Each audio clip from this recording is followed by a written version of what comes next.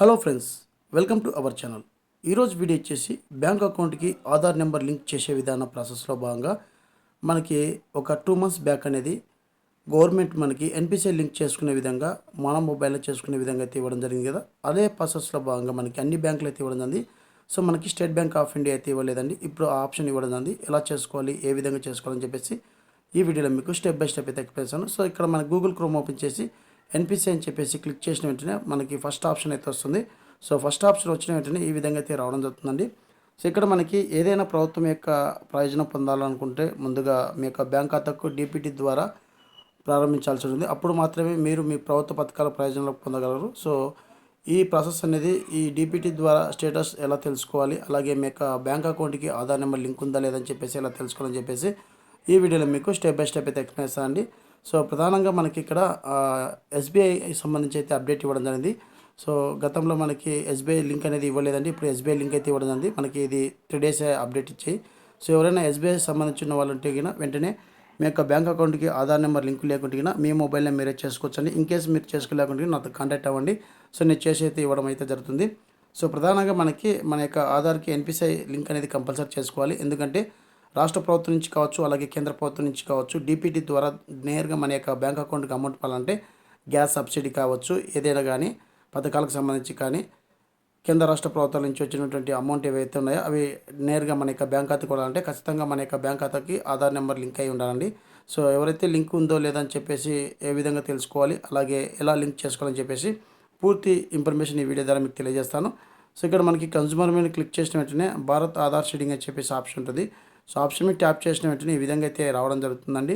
So ఇక్కడి నుంచి మన యొక్క బ్యాంక్ అకౌంట్కి ఎన్పిసిఐ లింక్ ఉందా లేదా కూడా తెలుసుకోవచ్చు. అలాగే లింక్ లేకుంటే లింక్ కూడా చేసుకోవచ్చు అండి. సో ఇక్కడ మనకి చాలా ఆప్షన్స్ అయితే చూపిస్తాయి కదా. ఇక్కడ మనకి ఆధార్ మ్యాప్డ్ స్టేటస్ అనే ఆప్షన్ ఉంది కదా. సో ఈ ఆప్షన్ మీద ఒకసారి ట్యాప్ చేయండి. సో ట్యాప్ చేసిన వెంటనే ఎవరైతే బ్యాంక్ అకౌంట్కి ఆధార్ నెంబర్ లింక్ ఉందా లేదని చెప్పేసి తెలుసుకోవాలనుకుంటారో వారి యొక్క ఆధార్ నెంబర్ అనేది ఇక్కడ ఎంటర్ చేయండి. సో ఆధార్ నెంబర్ ఎంటర్ చేసిన వెంటనే ఇక్కడ మనకు ఒక క్యాప్చా కోడ్ అయితే ఉంటుందండి. సో ఆ క్యాప్చా కోడ్ అనేది ఇక్కడ ఎంటర్ చేయండి. సో క్యాప్చా కోడ్ అనేది ఎంటర్ చేసిన తర్వాత ఇక్కడ మనకి చెక్ స్టేటస్ అని చెప్పేసి ఒక ఆప్షన్ ఉంటుంది. సో ఆప్షన్ మీద ట్యాప్ చేయండి. సో ట్యాప్ చేసిన వెంటనే మన యొక్క బ్యాంక్ అకౌంట్కి ఏది అయితే మొబైల్ నెంబర్ లింక్ ఉందో, అంటే అలాగే మన యొక్క ఆధార్ కార్డ్కి ఏదైతే మొబైల్ నెంబర్ లింక్ ఉందో ఆ మొబైల్ నెంబర్కి ఒక ఓటీపీ అయితే వస్తుందండి. సో ఆ ఓటీపీ అనేది ఇక్కడ మనం ఎంటర్ చేయాలి. ఫ్రెండ్స్, మనకి ఇదివరకు అయితే ఎస్బీఐ సంబంధించి అయితే ఇవ్వలేదండి.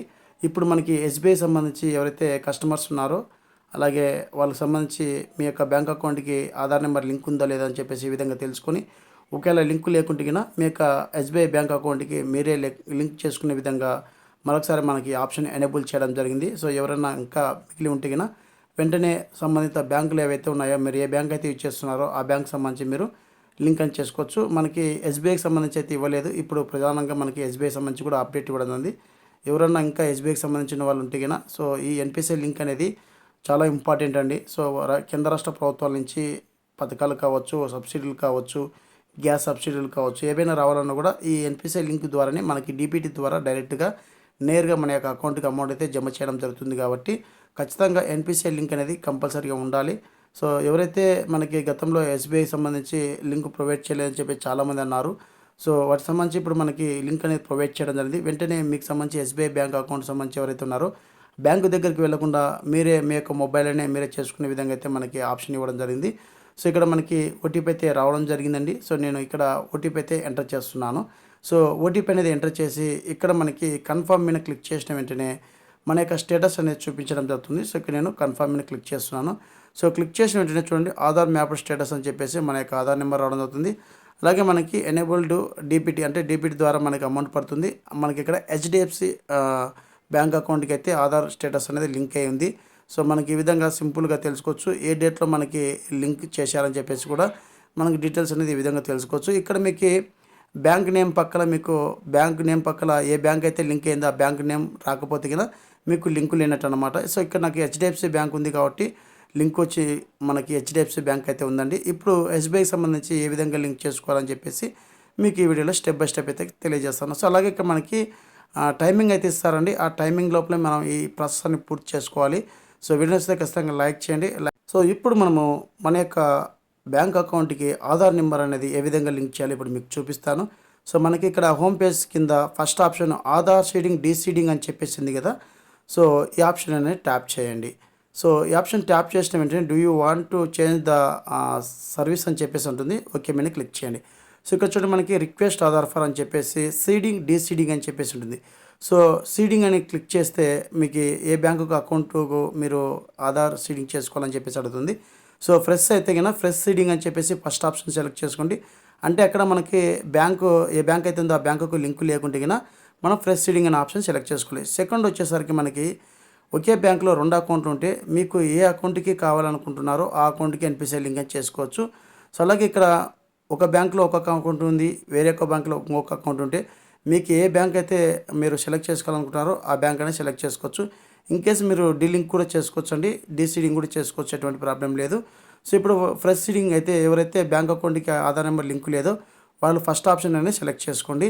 సో చూడండి ఇక్కడ మనకి బ్యాంక్ అనేది సెలెక్ట్ చేసుకొని చెప్పేసి అడుగుతుంది. ఇక్కడ చూడండి మనకి state bank of India. So ఇదివరకు అయితే మనకి ఆప్షన్ అయితే ఇవ్వలేదండి.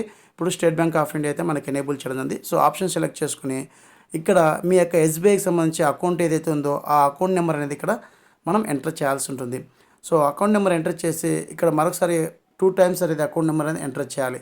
సో ఈ విధంగా మనకి ఎస్బీఐకి సంబంధించి ఎనేబుల్ చేయడం జరిగిందండి. ఎవరైనా ఎస్బీఐకి సంబంధించి లింక్ ఉందా లేదని చెప్పేసి తెలుసుకొని లింక్ లేకుంటే కన్నా ఈ విధంగా సింపుల్గా మీ యొక్క మొబైల్ని మీరే చేసుకోండి, ఎటువంటి ఛార్జెస్ లేకుండా.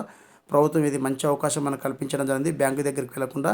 సో బ్యాంకు దగ్గరికి వెళ్ళినా కూడా వాళ్ళు చేయడం అయితే లేదండి. సో ఈ విధంగా మనకు ఆప్షన్ ఇచ్చారు కాబట్టి ప్రతి ఒక్కరు చేసుకుంటారని చెప్పేసి ఉద్దేశంతో ఈ వీడియోని చేస్తున్నాను. సో ఇక్కడ చూడండి మనకి టైమింగ్ అలర్ట్ కూడా చూపిస్తుంది, ఈ టైం లోపల మీరు పూర్తి చేసుకోండి అని చెప్పేసి. సో ఇక్కడ నేను అకౌంట్ నెంబర్ ఎంటర్ చేసి ఇక్కడ టర్మ్ అండ్ కండిషన్ మీద ఒక టిక్ బాక్స్ ఇచ్చి ఇక్కడ క్యాప్చా కోడ్ అయితే ఉంటుందండి. సో క్యాప్చా కోడ్ ఎంటర్ చేసి ఇక్కడ మనకి సబ్మిట్ మీద క్లిక్ చేసిన వెంటనే మనకు ఒక పాపప్ అయితే టర్మ్ అండ్ కండిషన్స్ అయితే రావడం జరుగుతుంది.